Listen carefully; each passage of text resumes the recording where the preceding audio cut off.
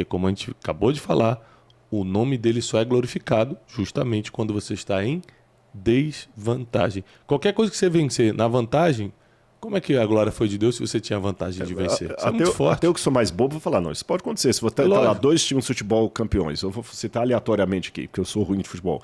Corinthians e Fluminense. Corinthians, Botafogo. Fluminense é meu time. É o seu time, Corinthians e Fluminense. O Fluminense ganhou. Ganhou, tá vendo? Se o Fluminense ganhar, tudo bem, é um time preparado contra outro preparado, é o óbvio. Agora, se o Fluminense ganhar do Manchester City, é difícil. Porque o Manchester City eu vou hoje piorar, porque o Fluminense ainda é um time de profissional. O exemplo mais correto seria, se... São 11 ou 12? Você tá vendo como é que eu conheço futebol? 12 jogadores? 11. Ó, como é que eu entendo? Se 11 Rodrigos ganharem do Manchester City, aí você tem um milagre. Essa é a questão. E já que você falou isso, o pessoal pode pegar em casa, de Gênesis a Apocalipse. As grandes vitórias de Deus sempre foi do despreparado, não despreparado no sentido de nécio em relação à preparação. Em relação ao outro. Ao outro, o que estava em desvantagem. Não é, porque as virgens da parábola de Jesus foram condenadas porque não... Tanto que Gideão... por ter gente demais, Deus mandava ele tirar para que a desvantagem fosse clara. Então não é negligenciar a preparação, mas é um reconhecimento que eu não tenho o poder de tiro do outro. E não foi só nessa situação de Israel. Olha, Davi contra Golias. Por que Deus deu a vitória para o menino e não para o exército de Israel? Tá certo? Quando você pega lá Daniel na Babilônia, ele e seus 3 companheiros. Você pega Daniel. Você pega o próprio Jesus de Nazaré, gente. Quando ele entra na história, eu creio que Jesus era Deus. Jesus não era um ser iluminado. Ele era o Deus de Israel. Mas ele venceu o mal não na glória dele de Deus.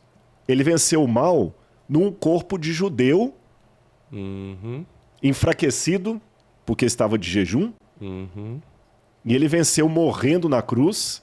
Acho que Jesus é o exemplo máximo no qual eu posso ancorar todos os demais, que o meu poder, disse o Senhor, se aperfeiçoa na fraqueza, respondendo a Paulo. Então o que você falou para o pessoal em casa está certo, é isso mesmo. Agora, quando é que Israel começa a ganhar força como nação e onde o Egito entra nisso? Foi ali em Moisés? Tudo começou ali? Foi antes, foi depois? Várias vezes, esse aqui é interessante. Eu acho que o diabo ele consegue ver, porque ele tem uma visão espiritual. Ele pode ser um anjo caído, mas ainda é um anjo. Concorda comigo? O camarada pode perder a coroa, mas ele ainda pertence à família real. Então, o diabo ele consegue ver o que nós não estamos vendo. Ele entende as manhas da família real. É o príncipe Harry, não é mais da família real, mas ele sabe tudo o que acontece lá dentro. Exatamente, ele já comeu junto com a rainha. Ele sabe se comportar na mesa real. Ele sabe se comportar. E ele não é porque ele perdeu a coroa que ele perdeu o jeito. Exatamente. Né? Enquanto a gente só está lendo lá alguma coisa lá de um jornal de Londres, ele sabe o que está por detrás daquela matéria. Exatamente ali. Isso. Então, o que acontece? O diabo ele enxerga os planos e ele nota quando Deus vai fazer alguma coisa. Agora já é o Rodrigo deduzindo como é que ele nota. Eu não sei se, por exemplo, ele percebe Deus mandando mais anjos para um lugar, ele percebe o movimento do céu, ele sabe que alguma coisa vai fazer. Ele conhece a Bolsa de Valores. Ele fala assim, olha, peraí, está todo mundo correndo para investir lá, é porque vai estourar uma bomba, amanhã o dólar vai subir. Ele sabe, ele não tem onisciência, mas ele percebe coisas que os meus olhos os físicos não percebem. Então ele viu que Deus tinha um plano, mesmo que ele não sabia os detalhes. E quando Deus começa a trabalhar naquele plano, ele já faz a contra-reação dele. Então, um dos planos de Deus foi destruir os filhos dele. Aí José vai para o Egito. Depois ele leva consigo Jacó e os irmãos. Eu falei assim, peraí, por que Deus está deixando esse povo tudo vir para cá? E eles começam a crescer, ficar numerosos. Peraí.